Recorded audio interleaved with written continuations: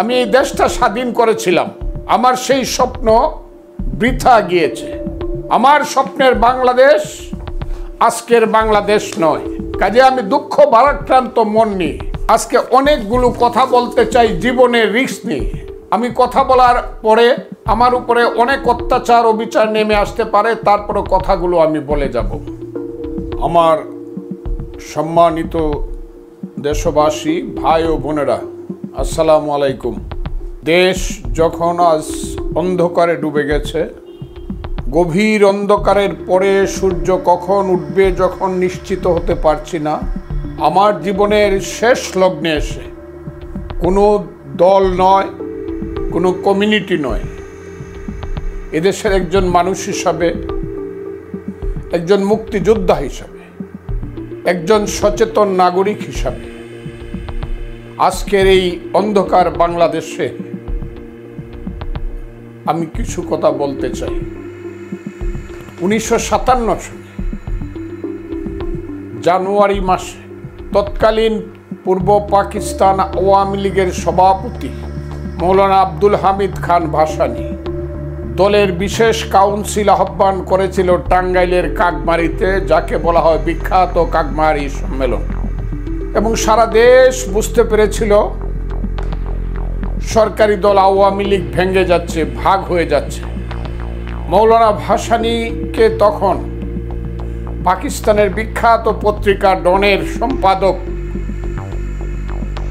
জিজ্ঞাসা করেছিলেন, আপনি হলেন আওয়ামী লীগের সভাপতি, আপনি হলেন পাকিস্তানের এখন সবচেয়ে জনপ্রিয় জননেতা, ইচ্ছা করলে আওয়ামী লীগের আপনি পূর্ব পাকিস্তানের মুখ্যমন্ত্রী আতাউর রহমান খান আছে, তাকে বাদ দিয়ে আপনি হতে পারেন, এমনকি পাকিস্তানের প্রধানমন্ত্রীর জন্য আপনি কন্টেস্ট করতে পারেন, তারপরে আপনি দলটি ভাঙছেন কেন?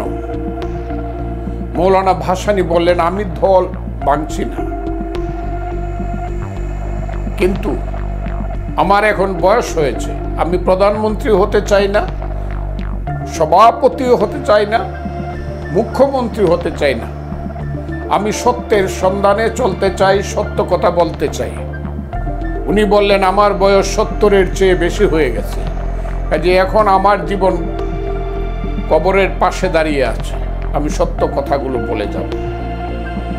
সেই মৌলানা ভাসানী ইতিহাসে বিচার করবে কাকমারি সম্মেলনের নেপ নামে একটি রাজনৈতিক দল করেছিলেন এবং সারা জীবন কোনো পদ পদবি না নিয়ে, মন্ত্রী প্রধানমন্ত্রী না হয়ে তিনি সারা জীবন সত্য কথা বলে গিয়েছেন। আমি আজকে এই কথাটি বলতে চাই। 57 সনে মৌলানা ভাসানী 70 ঊর্ধ্ব বয়স ছিল, এখন আমার বয়স 77 বছর। আগামী 3 অক্টোবর 24 সন আমি 77 বছরের মানুষ হব। 77 বছর বয়সে একজন মানুষ মৃত্যুবরণ করলে মানুষ মনে করে সঠিক সময়ে মৃত্যুবরণ করেছে। আমার সেই সময়টা এসে গেছে।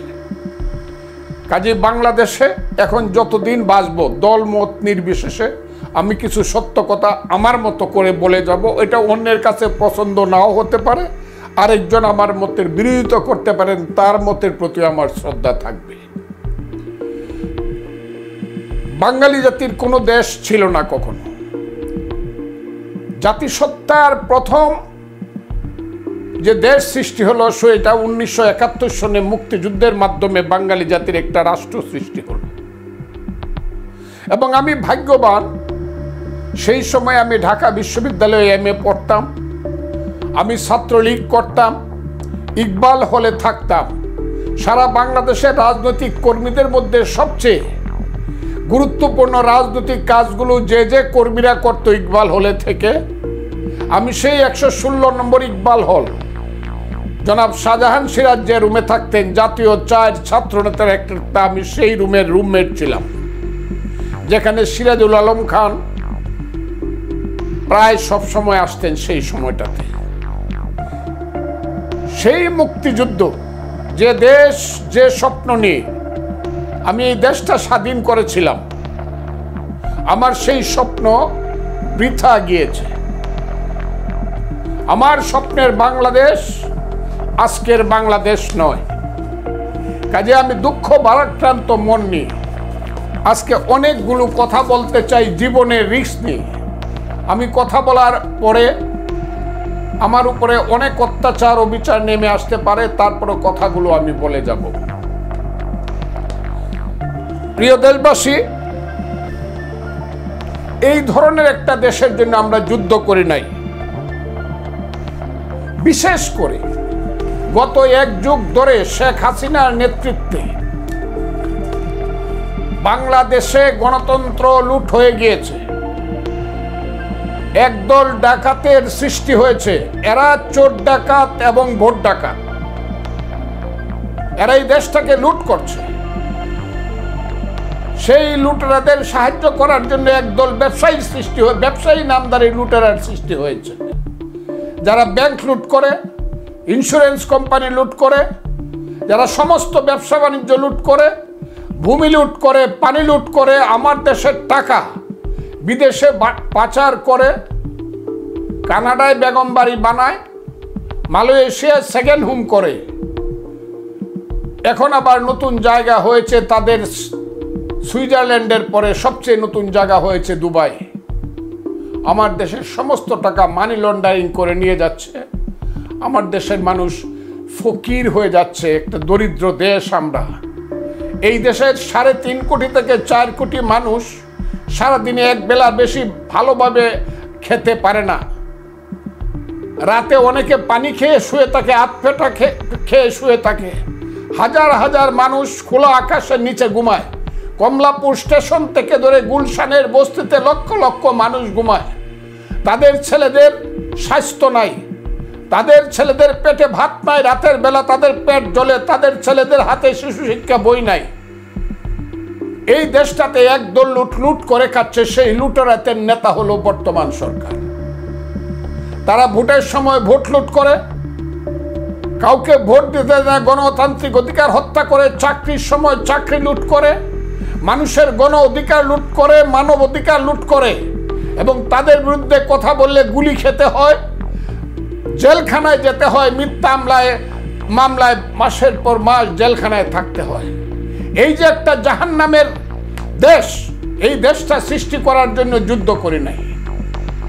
সেই দেশে গত কিছুদিন আগে ফুলের মতো পবিত্র নিষ্পাপ শিশু, কিশোর, তরুণ, ছাত্র, যুবকেরা একটা নির্দোষ আন্দোলন করলো।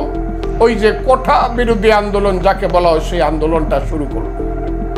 ইচ্ছা করলে শেখ হাসিনা, বাংলাদেশের প্রধানমন্ত্রী যদিও অবৈধ, শেখ হাসিনা ইচ্ছা করলে অথবা তার শিক্ষামন্ত্রী, স্বরাষ্ট্রমন্ত্রী অথবা তার সেতুমন্ত্রী, আওয়ামী লীগের সাধারণ সম্পাদক ইচ্ছা করলে 1 ঘন্টার মধ্যে এই সব কোমলমতি ছেলেদেরকে ডেকে নিয়ে তাদের কথা শুনে একটা বিবেচনা বুধের মধ্য দিয়ে ব্যাপারটাকে শেষ করতে পারতেন। কিন্তু এই ব্যাপারটা, কোটা বিরোধী আন্দোলনের ব্যাপারটা তাদের অহংবোধের মধ্যে লাগলো। ছেলেরাই এমনকি হাজার হাজার পুলিশের বেষ্টনী ভেদ করে বাংলাদেশের সর্বোচ্চ পদে অধিষ্ঠিত মহামান্য রাষ্ট্রপতির কাছে গিয়ে পর্যন্ত স্মারকলিপি দিল। তারপরও সরকারের ঘুম ভাঙ্গে নাই।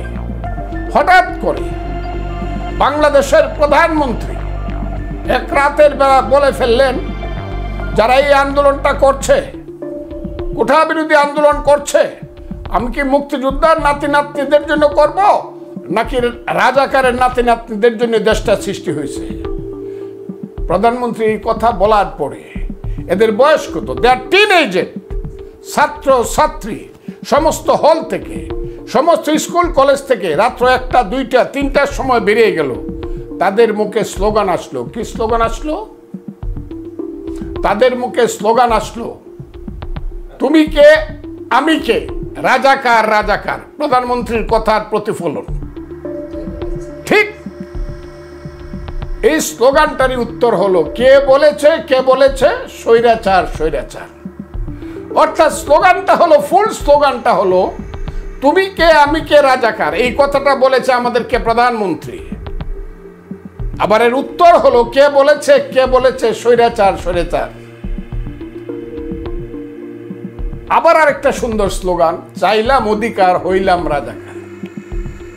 তাহলে এরা বলে নাই যে আমরা রাজাকার বলে আমরা আন্দোলন করছি না, এই কথাটাকে মিথ্যাভাবে অতিরঞ্জিত করে প্রধানমন্ত্রী সহ বাংলাদেশের সেতুমন্ত্রী, আওয়ামী লীগের সাধারণ সম্পাদক ওবায়দুল কাদের সহ সকল ছাত্রলীগেররা, যাদেরকে মানুষ বলে ডাকাত লীগ, ধর্ষণ লীগ, যাদেরকে মানুষ বলে লুণ্ঠনকারী লীগ, আমার আজকে লজ্জা হয়।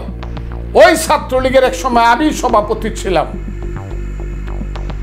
এবং আওয়ামী লীগকে যারা রক্ষা করেছে, আওয়ামী লীগকে বলবো না, সরকারকে অনেকটা যারা নিঃশ্বাস ফেলার সময় দিয়েছে, আমি আজকে খুব সুস্পষ্টভাবে বলতে চাই, আমি সেই ছাত্রলীগের প্রেসিডেন্ট ছিলাম যে ছাত্রলীগে আমার সহকর্মী ছিল আজকের চিফ জাস্টিস সহ সুপ্রিম কোর্টের 3জন বিচারপতি। আজকের চিফ জাস্টিস জনাব ওবায়দুল হাসান, জনাব এনায়েতুর রহিম সহ আরো একজন আছেন, তারা ছিল আমার সহকর্মী আমি যে ছাত্রলীগের প্রেসিডেন্ট ছিলাম। আমি আজকে গৌরব করে বলছি, এরাই এই দেশটাকে রক্ষা করার জন্য একটা আদেশ দিয়েছে, একটা অর্ডার দিয়েছে।